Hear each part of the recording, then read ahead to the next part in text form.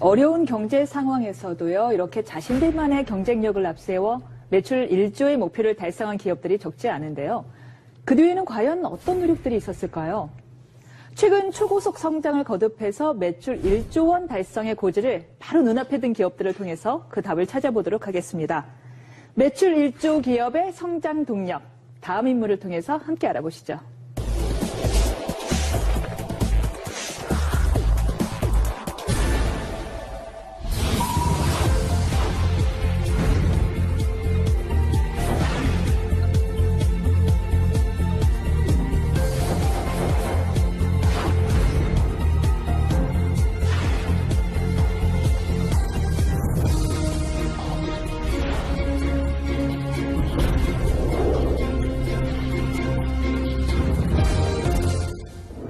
네, 창립 8년 만에 매출 1조 원에 육박한 기업입니다.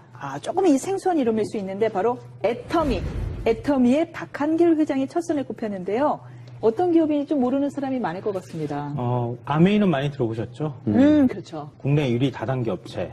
애터미는 그 뒤를 맹추격하고 있는 국내 2위 다단계 업체입니다. 2위예요. 상당히 큰 업체라고 네. 볼 수 있는데 네. 20년 가까이 월급쟁이 생활을 하던 박한길 회장이 우연히 호주에 출장을 갔었다고 합니다. 거기 가서 이제 다단계, 즉 네트워크 마케팅이라고 이제 많이 부르죠. 그 마케팅에 대해서 접하게 되고 알게 되면서 이제 관심을 가졌다고 네. 하고요. 한국원자력연구원 여기에서 건강식품을 개발하게 되는데 이걸 전담해서 판매하는 유통회사를 만들게 된 게 바로 애텀이라고 하는 회사예요. 네. 그래서 이 원자력연구원에서 시작을 해서 원자를 뜻하는 아톰에다가 아름다울 미자. 그래서 그걸 붙여가지고 애텀이라고 하는 이제 특이한 형태의 어떤 이름을 줬어요. 이 애터미가요, 처음에 이제 말씀하신 것처럼 건강기능식품을 유통시키는 유통 대행업으로 출발했는데, 다이어트 보조제, 건강기능식품, 화장품 이런 게 대부분 이제 다단계 회사들이 하는 제품군이잖아요. 거기 외에 심지어는 이제 김치, 고등어, 멸치, 만두, 국물용 다시마 팩, 이런 것들까지 같이 판매해서 다양한 제품군이 있답니다. 그러다 보니까 2009년 8월에 이제 처음으로 다단계 판매업으로 등록했을 때 그때 매출이 250억 원 매출이었는데 그 다음에 1년 만에 847억 원. 이제 빨리 성장하고 있죠. 2014년에 5천억 원. 1조 원 가까이 지금 와 있는 거죠. 네. 오, 대단하네요. 물론 우리가 이제 방문 판매 등의 법률에 따라서 양성화되긴 했지만 네. 아직까지도 다단계 기업이다라고 하면은 뭔가 이렇게 조금 삐딱한 시선이 존재가 하거든요. 피해자들도 자꾸 떠오르게 되고요. 조이팔 사건 때문에 아마 더 그런. 그게 가장 대표적이죠. 네, 당군일의 네. 최대 사기 사건이다 이런 표현까지 하기 때문에 다단계에 대해서 좀 우리가 색안경을 끼고 바라볼 수밖에 없는 게 현실입니다. 그건 인정할 수밖에 없고요. 그런 이제 조이팔 사건을 계기로 해서 영화도 만들어졌잖아요. 이병헌 씨가 출연한 영화 마스터라고 하는. 이병헌 씨가 연기를 너무 잘해가지고 너무 사기꾼처럼 잘하거든요. 이런 싱크로율이 굉장히 높죠. 네. 조 단위가 됐을 때는 뭐라고 그럴 것 같아요? 그렇지만 이제 우리나라 국내 다단계라고 하는 그러니까 네트워크 마케팅은 굉장히 급속도로 커지고 있는 건 분명해요. 2015년에 그 합법적인 다단계 업체 매출이 한 5조 원 규모를 돌파를 했다고 하니까요. 국민 한 6명에서 7명 중에 1명은 다단계 판매업에 종사하고 있다. 이렇게 해도 과언이 아니에요. 국가경제의 한 축을 담당하고 있기는 한 거네요. 네, 그렇죠. 네. 불법 다단계하고 사실은 분리해서 우리가 좀 생각을 할 필요가 있어요. 네. 그러니까 오히려 합법적인 다단계 업체가 불법 다단계로 인해서 너무 인식이 나빠지면서 피해를 보고 있다고 해도 과언이 아니죠. 보통은 유통 과정이 복잡하죠. 제조하면 도매상 거쳐서 소매상 거친 다음 소비자까지 오고 유통 과정에서 이 유통 마진이 붙고 그래서 최종 소비자한테는 제조사보다는 이제 마진율이 많게는 50%, 80%까지 붙게 되죠. 그 과정이 유통에서 나타나게 되는데 그 대신에 이제 네트워크 마케팅은 제조사가 직접 소비자한테 물건을 판매하도록 이제 유도하는 거죠. 소비자가 주변 사람들한테 자기가 쓰는 제품들을 판매하고 그러니까 소비자이자 판매자가 되는 거예요.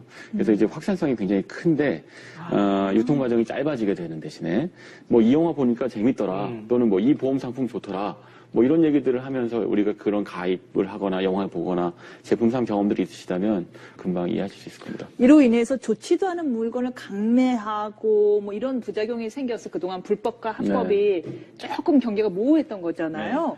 기존의 불법 다단계 같은 경우에는 이 초기 자본 명목으로 한 100만 원에서 500만 원, 그보다 훨씬 더 큰 금액을 물건을 일괄적으로 구매를 하도록 했어요. 거의 이른바- 강매에 가까운 이른바 거죠. 가입비 명목으로. 네. 가입비 명목으로 강매를 하다시피 했는데 애터미는 가입비가 없다고 합니다. 그냥 사이트 들어가서 그 회원 가입이 되는 거예요. 가입비가 없으니까 누가 추천을 해줬느냐, 추천인을 같이 등록하면 된다고 합니다. 그리고 인터넷이나 상가를 임대하거나 이 온라인을 통해서 애터미 제품을 재판매하는 것도 금지를 하고 있다고 하는데요. 만약에 이게 가능해지면 네. 한 사람이 대량으로 물건을 구매한 뒤에 그거를 또 유통 마진을 붙여서 다른 데 판매를 할 수가 있잖아요. 그런 것을 원천 차단하고 있다고 합니다. 그런 면에서 또 좀 다른 데하고는 좀 구분이 되는 면모인 것 같아요. 네. 저는 애터미에 대해서 들으면서도 굉장히 흥미롭다는 생각이 드는 건 다단계 비즈니스, 네트워크 효과를 극대화시키려면 인센티브가 반드시 필요하거든요. 그러니까 지금 가입비가 있어야 하는 이유는 그래야지 다른 사람 가입비도 받아서 규모가 빨리 커질 수 있기 때문이고 나 말고 다른 사람들을 끌어들일 수 있게 되는 네. 거죠. 말하자면 이제 이른바 기존 다단계 비즈니스하고 조금 차별되는 요소가 분명히 있는데 이런 방법으로 어떻게 소비자를 확보할 수가 있죠? 그 흥미롭다는 생각이 네, 들어요. 그게 이제 흥미로운 지점인데요. 네. 그러니까 바로 제품이 좋아야 한다. 이걸 제품. 내세운다는 거예요. 그게 없는 이상은 네, 그냥 저렴한 헛구리 가격에 흩어지죠. 좋은 네. 제품을 쓰는 사람들. 네. 그게 이제 입소문이나 유대감이나 이런 것들로 그런 것들을 해소하는 거죠. 그러니까 이게 내수 시장, 우리가 이제 내수 1조 매출 클럽을 다루고 있는데 핵심은 수요가 제한적이기 때문인 거예요. 그래서 우리가 수요를 찾는 방법은 해외 비즈니스로 나가서 글로벌 시장을 개척하는 방법이 있죠. 네. 하지만 또 하나는 무한히 창출되는 어떤 시장을 타겟팅하는 방법도 있어요. 근데 그 문제는 그 시장이 굉장히 레드오션인 경우가 많거든요. 근데 여기서 이제 이 애터미의 경우 방식은요, 그런 식의 그 레드오션 안에서 이걸 쓰면 나도 좋고 주변 사람도 좋으니까 자꾸 점점 애터미 제품을 주변 사람들한테 권하게 되는 방식으로 그 시장을 잠식해가는 방식을 쓴 것 같습니다. 결국에는 생필품 시장은 워낙에 레드오션이기 때문에 아주 질이 좋거나 아니면 뭐 질도 어느 가격이 정도 아주 싸거나. 비슷해요. 네. 아주 싸거나인데 네. 보니까요 이 애터미 제품들이 실제로 아주 싸더라고요. 이 뭐 칫솔 하나가 990원이라고요. 네. 헐. 네. 그래서 바로 네. 지금 애터미식 방식이 저성장 시대, 제로 성장 시대에 맞는 거예요. 저성장 시대에 접어들면 호주머니에 돈이 없잖아요. 굉장히 정보력은 많아졌고 인터넷에 들어가서 찾아보기도 하고 그런데 제품 가격은 싸야 하잖아요. 지금 거기에 딱 맞는 거예요, 사실은. 그러니까 제품 퀄리티는 좋지만 제품 가격은 싼 이런 시장을 타겟팅으로 삼고 있는 거예요. 애터미의 경우에는 회원수가 350만 명쯤 된답니다. 근데 그 안에서 이제 판매 수당을 받기 위해서 물건을 파는 회원수가 극히 낮아요. 8% 정도 된다고 하고요. 나머지 91%죠. 92%. 실사용자들. 네, 실소비자에 가깝다고 합니다. 그러니까 그 얘기는 무슨 얘기냐면 제품에 대한 만족도가 높다는 거죠. 물건을 팔기 위해서 이 물건을 사는 게 아니고 내가 쓰기 위해서 물건을 산다에 가까운 것 같아요. 네. 높아진 소비자들의 눈을 만족시킬 정도로 어느 정도의 질을 유지하면서 유통할 수 있었던 그 비결이 뭐예요? 그러니까 박한길 회장이 내고는 네 글자가 있어요. 네. 정선상략. 철저히 소비자 눈높이에서 좋은 제품을 골라서 최소한의 이윤만 남기겠다 이런 원칙을 계속 고수하고 있다고 하는데요. 그러니까 박한길 회장이 칫솔을 출시하기 전에